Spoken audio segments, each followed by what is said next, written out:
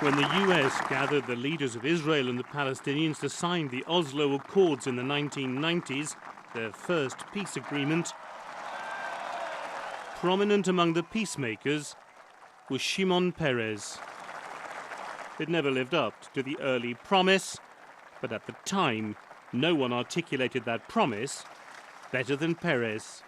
What we are doing today is more than signing an agreement. It is a revolution.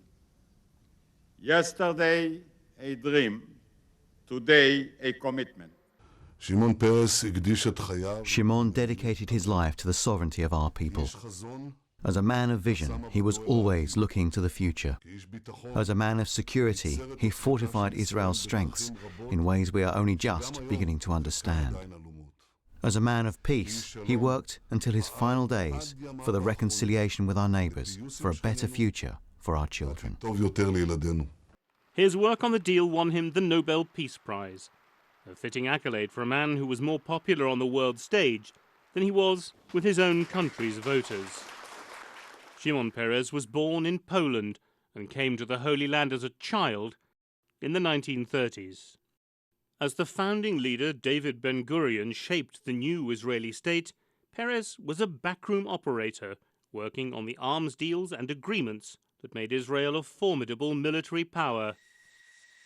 In that role, he became father of Israel's nuclear program.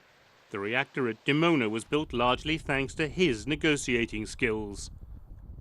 But he had many other jobs too.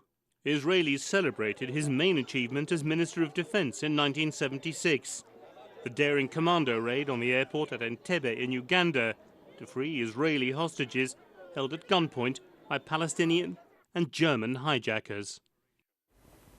This was an unprecedented operation, since it was the longest from the point of view of range, the shortest from the point of view of time, and the most daring one can imagine.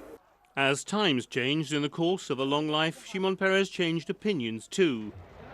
He was once part of a government that approved Jewish settlements on the occupied Palestinian territory of the West Bank, but he came to see them as an obstacle to peace.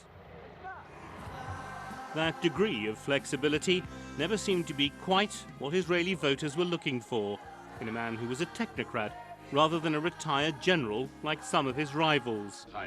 He was never to win an election outright, although he did serve twice, briefly, as Prime Minister.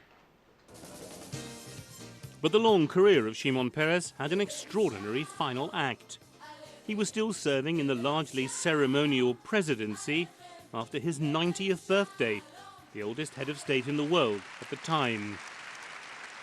He was still thinking of the future too, hoping for peace, but arguing that peace could only be made if the country that he served remained strong.